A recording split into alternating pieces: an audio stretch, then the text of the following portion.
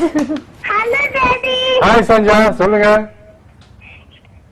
படம் நல்லா இருக்கு டாடி. டேய்.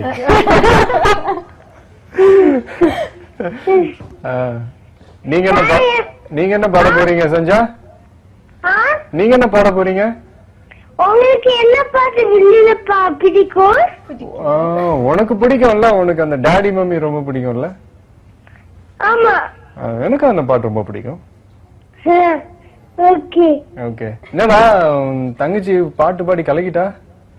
ஆமா. நீங்க என்ன பாடலையா சஞ்சா? பாடு. பாடு.